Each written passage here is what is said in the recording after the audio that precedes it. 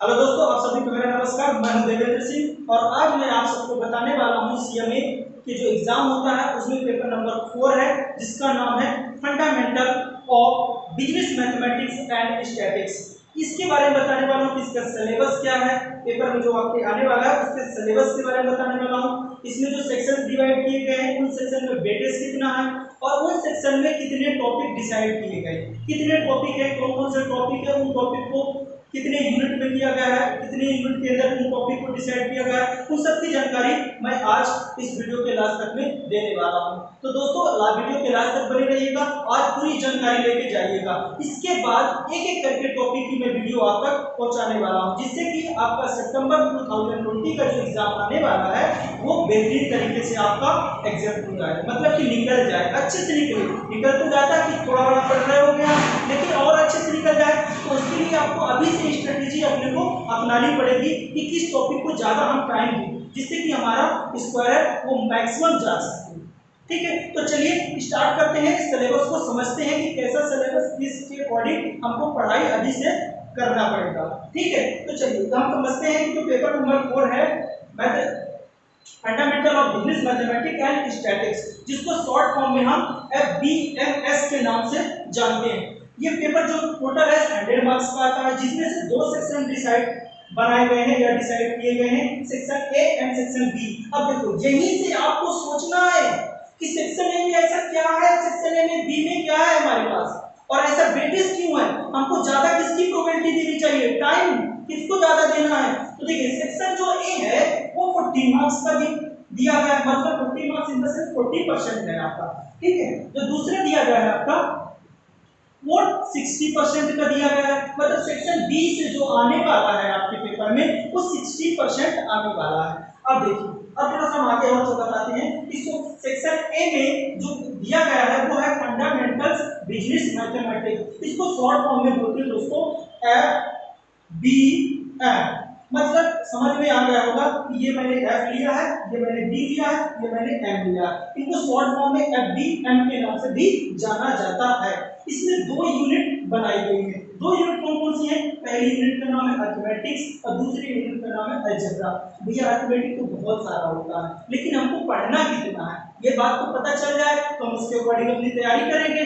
ठीक है, तो इंस्टीट्यूट ने जो सिलेबस डिसाइड किया है वो आपका है रेशियो, जिसको आप बोलते हो अनुपात। जो इंग्लिश मीडियम वाले बच्चे हैं उनके लिए बता रहा हूं। ठीक है, अनुपात बोलते हैं। फिर वेरिएशन है, फिर आपका है प्रोपोर्शनल। प्रोपोर्शनल को आप अच्छे से जानते हो, समानुपात बोलते हैं, समानुपात बोलते हैं। चलिए आगे हम बात करते हैं सिंपल इंटरेस्ट। जी आप बहुत अच्छा सोच रहे हो, वही सिंपल इंटरेस्ट है जिसको आप साधारण ब्याज बोलते हो। क्या बोलते हो? साधारण ब्याज। ठीक है, इसको शॉर्ट फॉर्म में हम SI के नाम से जानते हैं। ठीक है, फिर अगला क्या है आपका कंपाउंड इंटरेस्ट है। कंपाउंड इंटरेस्ट को CI से जानते हैं जिसको चक्रवृद्धि ब्याज बोलते हैं। एक खास बात मैं और बता दूं कि इसको जो बनाया गया है 20% का वेटेज दिया गया है, इसको भी 20% का वेटेज दिया, 20 हो गया। चलिए हम बात कर रहे हैं, ये टॉपिक हमारा ए होगा, ये टॉपिक हमारा बी होगा और ये टॉपिक हमारा सी हो गया। तो सी में क्या क्या दिया गया है? अरिथमेटिक प्रोग्रेशन, जिसको शॉर्ट फॉर्म में AP बोलते हैं और हिंदी मीडियम में इसको बोलते हैं समांतर श्रेणी। और इसको जो दिया गया है इसी में है, सी पार्ट में, सी टॉपिक में है ज्योमेट्रिक प्रोग्रेशन, मतलब इसको बोलते हैं गुणोत्तर श्रेणी। समझ में आ गया, समांतर श्रेणी, गुणोत्तर श्रेणी। ठीक है, ये आपके लिए मैं कह सकता हूं कि नया होगा क्योंकि 10th तक लेवल में ये चीजें नहीं होती हैं, लेकिन जो NCERT वाले बच्चे हैं उनको इसके बारे में जरूर पता होगा कि अरिथमेटिक प्रोग्रेशन क्या होता है, AP क्या होता है। चलिए हम आगे बात करते हैं अलजेब्रा में हमारा क्या कर दिया गया है। अलजेब्रा में हमारा सेट थ्योरी है, एल्गोरिथम है, एंड फॉर्मूलेशन एंड कॉम्बिनेशन है और क्वाड्रेटिक इक्वेशन है। जी हां दोस्तों, बहुत अच्छा आप सोच रहे हैं, क्वाड्रेटिक इक्वेशन वही है जो आपने 10th क्लास में पढ़ी है। तो बिलीव करो जितना आपने 10th क्लास में पढ़ा ना, अगर उतना अच्छे से कवर कर लोगे ना तो उसी में से आता है। लेकिन आपको क्या देखना है, इसको भी तो देखना है ना, टाइम को देखना है। टाइम के अकॉर्डिंग अपने को क्वेश्चन बनाना चाहिए, उसके लिए हमको प्रैक्टिस करना है। मैं करवाऊंगा, टेंशन मत लो, मैं प्रैक्टिस करवाऊंगा, एक एक क्वेश्चन करवाने वाला हूं और इतनी अच्छी ट्रिक बताने वाला हूं आपको पूरा का पूरा समझ में आएगा, गारंटी ले रहा हूं। बस देखिए मैं गारंटी तो ले सकता हूं लेकिन उसके लिए आपको प्रैक्टिस जरूर करना पड़ेगा और आपसे क्वेश्चन बिलीव करिए कम से कम तो 30 सेकंड में क्वेश्चन सॉल्व करोगे। ठीक है, आगे की हम बात करते हैं जो फंडामेंटल ऑफ बिजनेस स्टैटिस्टिक्स है, इसको शॉर्ट फॉर्म में हम बोलते हैं, ध्यान देना, एफ बी एस। समझ में आया? एफ बी एस मतलब एफ ये लिया मैंने, बी ये लिया मैंने, एस ले लिया। अब इसका जो वेटेज दिया गया है, आप देख लो सर इसमें स्टार क्यों लगाया हो, बता रहा हूं स्टार क्यों लगाया हूं। देखिए जो थर्ड यूनिट मैंने क्या बताया था, टोटल 6 यूनिट में है, लेकिन 4 यूनिट को बी सेक्शन दिया गया है और 2 यूनिट को ए सेक्शन दिया गया है। समझ रहे हो आप? तो मैं अब बताने वाला हूं आपको थर्ड यूनिट से क्या क्या है। थर्ड यूनिट में क्या है, स्टैटिस्टिकल रिप्रेजेंटेशन ऑफ डेटा, मतलब डेटा को हम स्टैटिस्टिकल रिप्रेजेंट कैसे करेंगे, इसमें भी कुछ सब टॉपिक्स हैं, उनको भी मैं बताने वाला हूं। ठीक है, तो इसको जो वेटेज दिया गया है वो 10% वेटेज दिया गया है और इसमें ट्रिपल स्टार लगे हुए, समझ जाइए कुछ ये जादू तरीके करने वाला होगा। इस टॉपिक को हमको बहुत ज्यादा ही ध्यान देना पड़ेगा। अब देखो ये 30% इसका वेटेज है। अब इसमें क्या है, measure of central tendency and dispersion के बारे में इसमें टॉपिक्स कुछ दिए गए हैं, उनको भी मैं अभी बताने वाला हूं। ठीक है, जो फिफ्थ यूनिट है वो आपकी कोरिलेशन एंड रिग्रेशन है और जो आपकी 6 यूनिट है प्रोबेबिलिटी मतलब आप समझते होंगे क्या होता है, प्रायिकता जिसको बोलते हो, सही बोल समझ रहे हो आप। तो इसका जो वेटेज दिया गया है 10% दिया गया है, इसका जो वेटेज दिया गया है 10% दिया गया और इसका 30 हो गया और इसका भी 10 दिया गया। तो देखो 10 10 10 30 हो गया और 30 60% का वेटेज हो गया। तो यहाँ तक ये सिलेबस बता दिया। अब आपके माइंड में सोच रहे हो सर इनके टॉपिक्स को थोड़ा बता दीजिए, इनमें हमको पढ़ना क्या क्या है, इनमें हमको पढ़ना क्या क्या है। तो वेट कीजिए, मैं सब कुछ बताने वाला हूँ वीडियो के लास्ट तक। आज मैं केवल सिलेबस की ही बात करूंगा, उसके आगे मैं अपना टॉपिक्स बाय टॉपिक्स आपको बताऊंगा। तो इतना नोट कर लें आप। तो चलिए दोस्तों, जो सेक्शन बी रह गया था उसके अंदर सब पार्ट में बताने वाला था, उसके बारे में थोड़ा सा मैं आपको बताता हूँ। तो देखिए जो तो हमारी थर्ड यूनिट थी इसके बारे में तो मैंने बता दिया था कि इसमें वेटेज कितने का रहेगा, 10% रहेगा।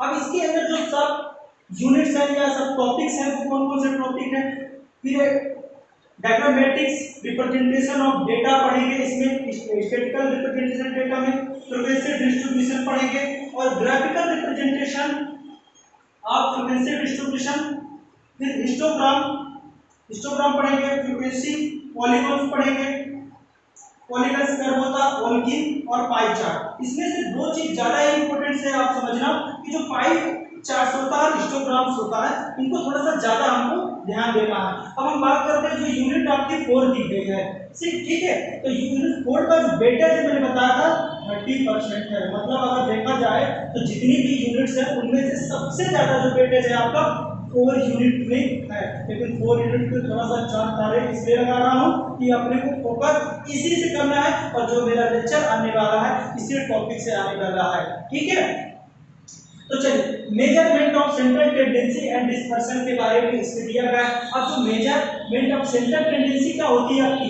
मीन होती है, median, mode and mean deviation. अच्छा एक चीज याद रखना, हिंदी में भी जान लेना इसको, मैं हिंदी थोड़ा कम लिख रहा हूँ, जब जरूरत पड़ेगी तो मैं बताऊंगा। इसको मीन बोलते हैं और मीन को माध्य, फिर मीडियन को आप माध्यिका बोलते हो और मोड को बहुलक और मीन डेविएशन को बोलते हैं माध्य विचलन। ठीक है, रेंज के बारे में पढ़ेंगे हम, फिर है क्वार्टाइल्स एंड क्वार्टाइल्स डेविएशन पढ़ेंगे, क्वार्टाइल्स एंड क्वार्टाइल डेविएशन, फिर आपका है स्टैंडर्ड डेविएशन, फिर कोएफिशिएंट ऑफ वेरिएशन।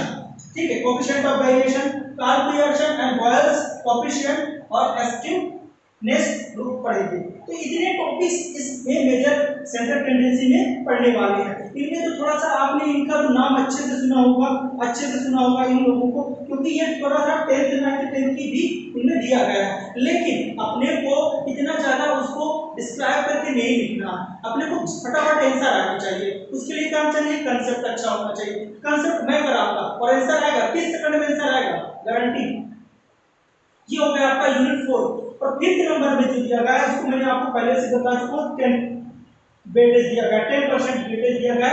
इसमें कोरिलेशन एंड रिग्रेशन है, scatter diagram, Karl Pearson and correlation, Karl Pearson coefficient of correlation के बारे में है। फिर रिग्रेशन लाइंस है और regression equation and regression coefficient के बारे में अच्छे से कुछ न्यूमेरिकल्स और कुछ टॉपिक्स इनके बारे में मैं आपको बताने वाला हूँ। जो लास्ट आपका यूनिट है डी सेक्शन का, वो भी 10% का वेटेज होगा।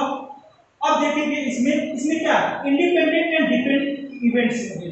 प्रोबेबिलिटी में इवेंट्स बहुत इंपॉर्टेंट होता है, तो dependent independent and dependent events के बारे में पढ़ेंगे, फिर म्यूचुअली एक्सक्लूसिव इवेंट्स के बारे में पढ़ेंगे।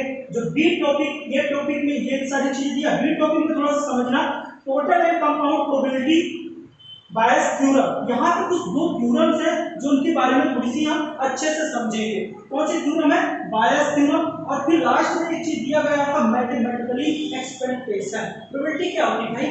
प्रोबेबिलिटी का मतलब ये होता है एक्सपेक्ट करना कि ऐसा होगा। प्रोबेबिलिटी मतलब चांस जिसको बोलते हो। तो ये रहा आज की क्लास में, आपको मैं सिलेबस के बारे में आपको अच्छे से बता दिया होगा। आई होप आपको अच्छे से समझ में आया होगा।